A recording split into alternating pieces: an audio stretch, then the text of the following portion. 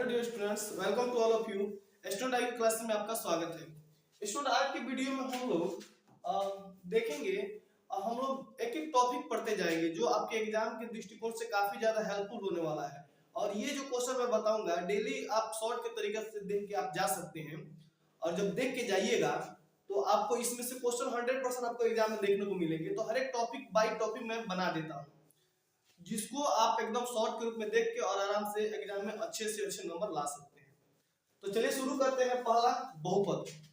तो स्टूडेंट सबसे पहले हम देख लेते हैं ये बहुपद यहाँ पे दिया हुआ है। तो बहुपद कहते किसे हैं? जैसे देखिए बहुपद, तो आप जानते हैं बहुपद को पहचानने का तरीका ये होता है कि बहुपद कभी भी घात माइनस में नहीं रहता है। तो कहिएगा बहुपद का घात माइनस में कभी नहीं रहेगा। एक नंबर पॉइंट याद रखिए, बहुपद का घात माइनस में नहीं रहेगा। घात जो है ना वो बट्टा में नहीं रहेगा। घात किस में नहीं रहेगा? घात मतलब कि बट्टा में नहीं रहेगा। बट्टा का मतलब बट्टा। जैसे देखिए, जैसे कि मान लो कि कह दे x के पावर 1/2 तो यह बहुपद नहीं है। समझ रहे हैं? अगर कह दे x के पावर -1 तो यह बहुपद नहीं है। इस बात को आपको याद रखना है। तो घात माइनस में, घात बट्टा में नहीं रहना चाहिए। घात तो रूट में भी नहीं होना चाहिए। जैसे कि मान लीजिए आप कह दे √2x, तो बताइए x के पावर हो जाएगा तो 1/2 हो जाएगा। तो यह बहुपद नहीं है। तो अब आता है क्वेश्चन कि बहुपद किसे कहते हैं।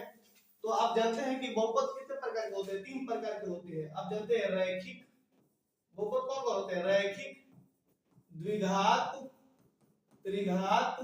मेनली ये 3 टाइप के होते हैं। तो रैखिक बहुपद किसे कहते हैं? जिसका घात 1 होता है। घात अगर 1 रहे उसे क्या कहेंगे? रैखिक। घात अगर 2 रहे तो इसे क्या कहेंगे? द्विघात। और घात अगर 3 रहे तो इसे क्या कहेंगे? त्रिघात कहेंगे। इतना तो आपको समझ में आ ही रहा होगा।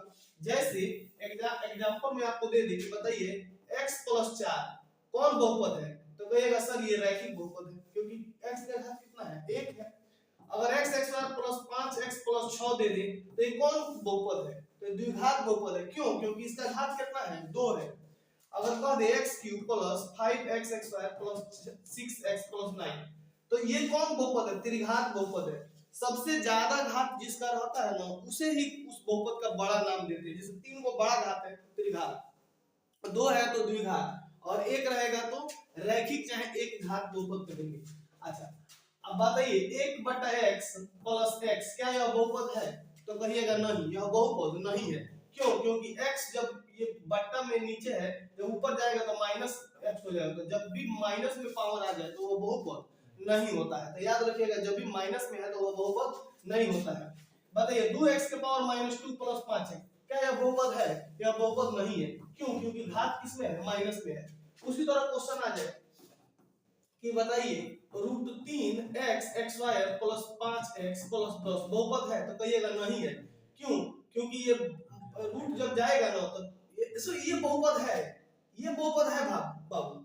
x रूट में नहीं रहना चाहिए। जैसे √x रहे और 5 रहे तो ये बहुपद नहीं है, क्योंकि x के पावर 1/2 हो जाएगा। ये 3 रहेगा तो काम चल जाएगा। ध्यान दीजिएगा इस पर। ये √3 अलग रहे और x अलग रहे और xy रहे तो ये बहुपद हो सकता है। √3x² हो सकता है, लेकिन x रूट में नहीं होना चाहिए।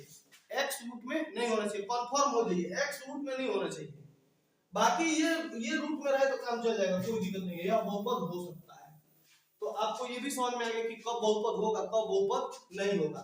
अब आपसे कोई क्वेश्चन पूछे कि बताइए x xy + 5x + 10 बहुपद है? तो हाँ है। और कौन बहुपद है? तो द्विघात बहुपद है। इतना आप लोग समझ में तो आ ही गया होगा। अब चलिए आगे बढ़ते हैं हम।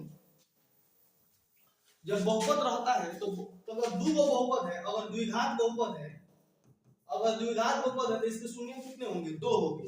एक त्रिघात बहुपद है तो इसके शून्य कितने होंगे? 3 होंगे।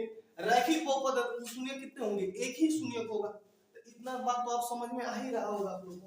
आगे देखिए, अगर कोई बहुपद दिया रहेगा उसका शून्य ज्ञात करना हो, अगर कोई बहुपद दिया रहेगा उसका शून्य ज्ञात करना हो तो हम कैसे ज्ञात करेंगे? तो ये भी हम लोग पढ़ेंगे। फिर हम लोग आगे देखेंगे कि द्विघात बहुपद और द्विघात समीकरण में क्या अंतर होता है?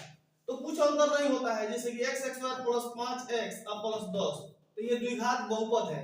अब वही रह गया x xy + 5x + 10 बराबर अगर 0 दे देते ये द्विघात क्या हो गया, समीकरण हो गया। बराबर में कुछ दे दिया गया तो क्या हो गया, ये आपका क्या हो गया, तो समीकरण हो गया। अब कुछ नहीं दिया तो द्विघात बहुपद है, ठीक है ना। अब आपको मैं आगे और बात बताता हूँ, ध्यान दीजिएगा।